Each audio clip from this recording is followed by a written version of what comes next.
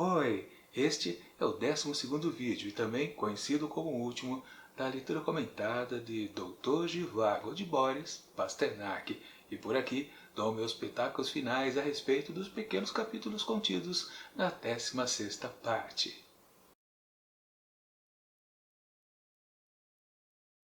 Bom pessoal, chegou o momento de finalizarmos a leitura comentada de um clássico russo, um clássico moderno, sempre vale frisar. Doutor Zhivago, de Boris Pasternak.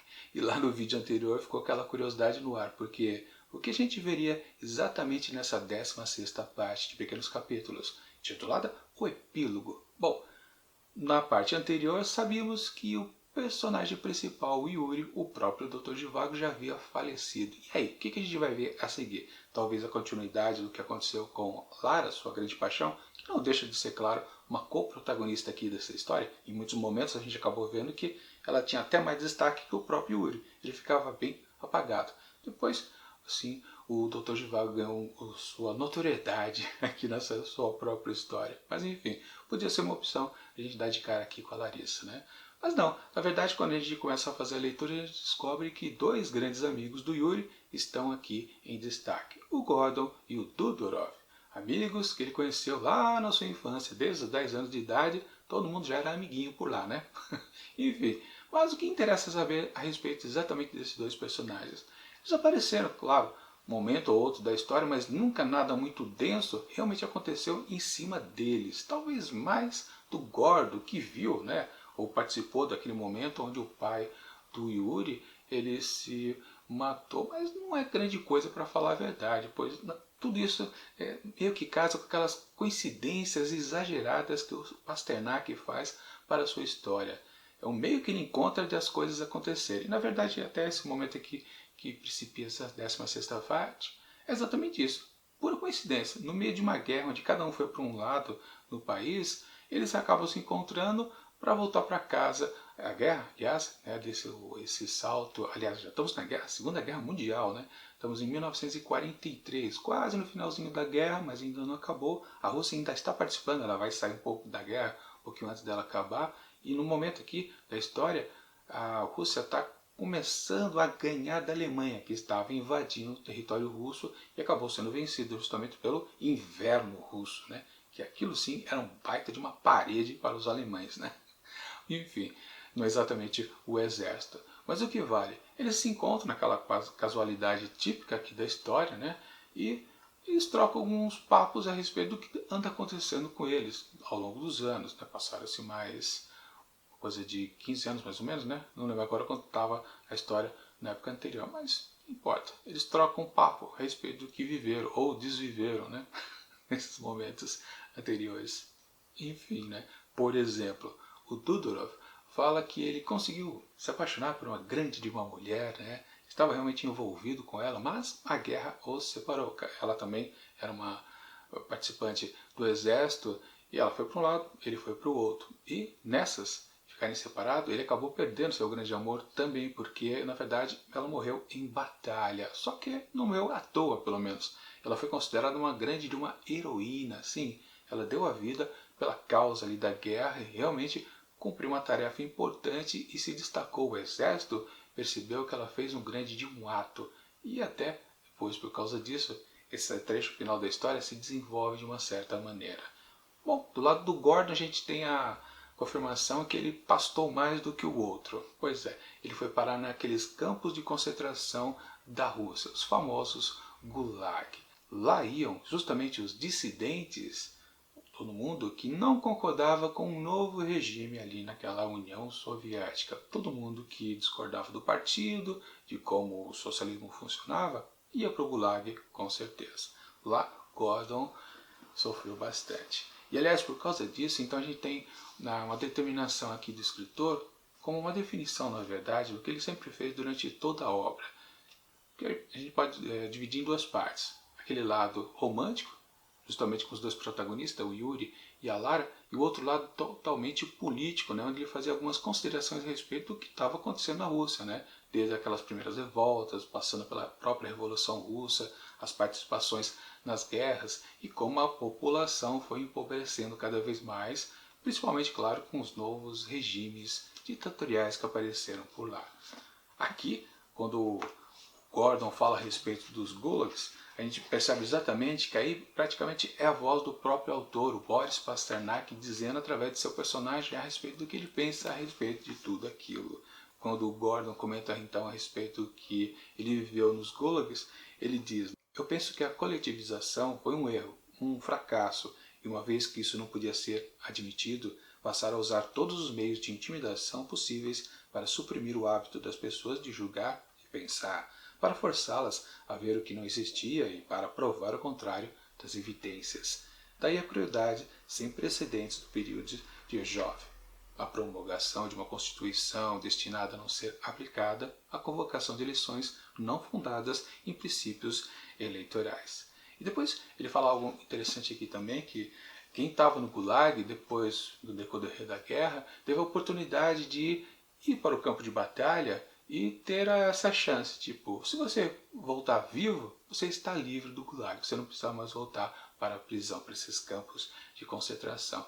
Então ele descreve logo a seguir esse trecho que eu li para vocês, que todo mundo que estava então detido nos Gulags, eles sim ficavam felizes de poderem, olha que absurdo, né? Ir para a guerra e se sentirem mais livres, com aquela vontade literal de viver no meio de uma guerra, porque era muito mais amigável do que a situação completamente tenebrosa dos gulags.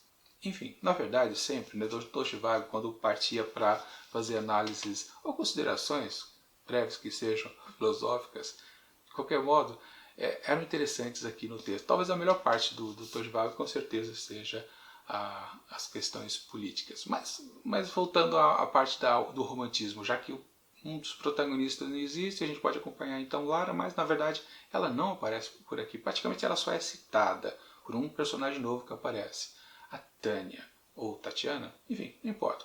O que vale é que essa personagem surge aqui porque justamente naquela figura heróica da mulher, quase esposa do Dudorov, ela, por ter sido um grande símbolo para o exército, então um general chamado Zhivago, que na verdade é o meio-irmão do Yuri Zhivago, né, ele se interessa por enaltecer essa figura heróica e parte então em pesquisar se a história dela era realmente verdadeira ou não passava de uma lenda.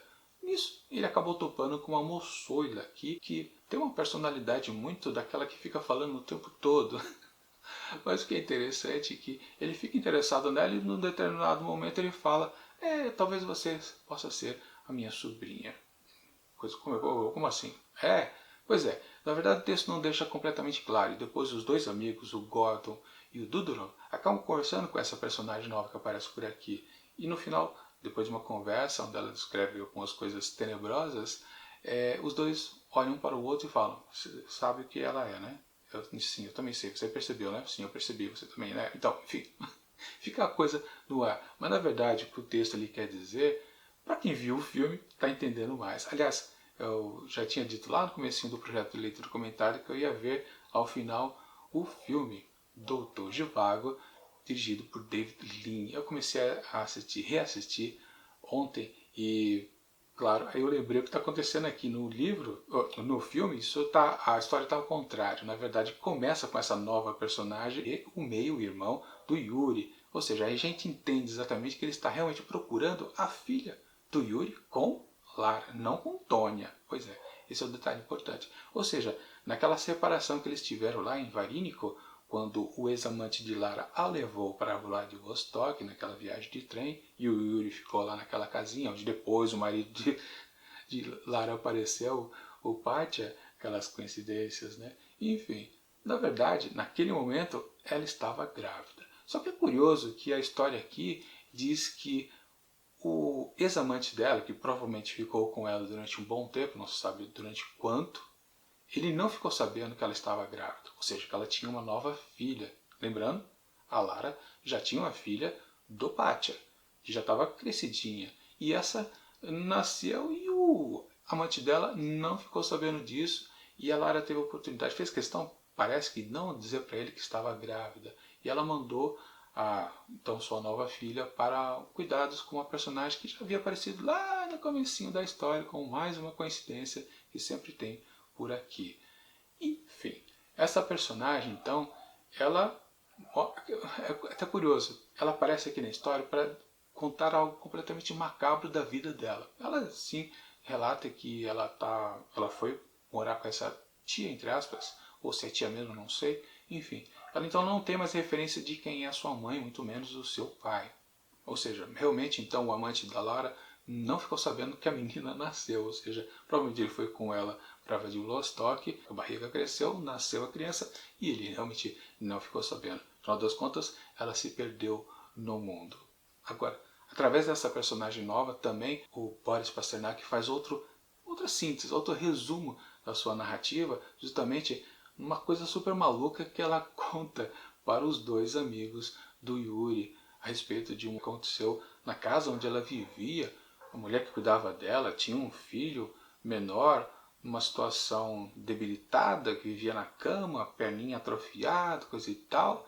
E uma coisa super da esquisita, ela também era casada, obviamente, né? Mas num determinado dia estavam as duas mulheres e mais a criança lá, o homem fora.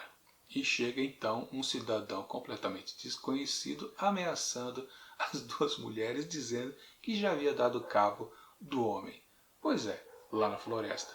E numa situação meio da esquisita, a mulher, né, que estava cuidando de filha de Lara, diz: eu não sei que dinheiro é esse que você está pedindo, que meu marido tinha, eu não sei onde está aqui em casa. Ela tenta enganar ele, no final das contas ela arranja um jeito de enfiar o cidadão dentro do porão junto com o seu filhinho, aquele da perninha raquítica. Claro, do jeito que eu estou contando aqui, não parece que não tem muito tensão, né? Mas aqui o Boris Pasternak descreve toda essa cena de uma maneira muito bizarra. Na verdade, a gente pode lembrar de vários momentos onde ele descreveu várias coisas sanguinolentas. Aqui, claro, não tem o sangue em si, mas a parte tenebrosa do comportamento dessa mãe que reclamava, né? A filha de Lara percebia que ela tinha um certo desdém pela menina bem constituída na comparação com seu filho lá todo de perninha torta, né? Mas para poder se salvar só ela, não pensando na filha de Lara. Ela tranca o cara que invadiu a casa dela lá no porão junto com a criancinha e o cara acaba matando a criança e a mulher toda louca do lado de fora. Uma cena completamente bizarra. Quem leu, claro, sabe muito bem que aquilo foi realmente surdo e esquisito. Mas narra, na verdade, todo o comportamento, talvez, do povo russo. Na verdade, tudo isso é uma outra metáfora que o autor coloca pra gente. Enfim, uma bela de uma bizarrice mesmo. E daí a história acaba. Assim, sem muita cerimônia. De repente, sem muito destaque. Nesse meio tempo eu até pensei, poxa, eu podia até falar alguma coisa realmente da Lara. Mas não, fica nesses dois personagens amigos do Yuri. Depois dessa nova personagem que sim, claro, dá a entender que é a filha dos dois personagens principais. Mas fica uma coisa meio sem sal, com certeza. Um final meio frio, embora muito tenso por causa dessa história narrada pela garota. Mas, tirando isso, é uma bela de uma esquisitice o final desse livro aqui, com certeza. Bom, naquelas. Dá para gostar, dá para desgostar ao mesmo tempo das coisitas narradas aqui no epílogo. Embora seja um capítulo interessante, digamos assim, pelas histórias paralelas. Mas como faltam os personagens principais, a gente fica realmente não muito conectado. Aquela coisa que tipo é fácil de esquecer depois de alguns dias, depois de algumas semanas. E vai ficar aquela curiosidade. Que diabos aconteceu então com a Lara? Enfim, não dá para saber, nunca saberemos. Bom, acabou-se o livro e ficamos nessa. Próximo vídeo, vamos combinar, né? Vou fazer então uma resenha a respeito de toda essa narrativa aqui do escritor russo Boris Pasternak. Bom, dizer que eu gostei muito do livro, vocês podem ter certeza ao longo de todos os vídeos que já viram das minhas leituras comentadas que não, né? Eu não sou um grande fã desta obra aqui, acho que eu sou mais do filme, já assisti bastante, não terminei de ver o filme ainda, são 3 horas de projeção quase, né? Dá para se divertir mais com o filme do que com o livro, com certeza. Algumas mudanças lá na versão do cinema, mas realmente lá a história está muito mais interessante, com certeza. Mas eu comento mais depois no próximo vídeo na resenha do livro. Por enquanto é isso. Então, enquanto o próximo vídeo não chega, deixo aqui lá dicas de outras leituras comentadas que eu já fiz aqui no canal Vitor Hugo e de Machado de Assis. E tchau!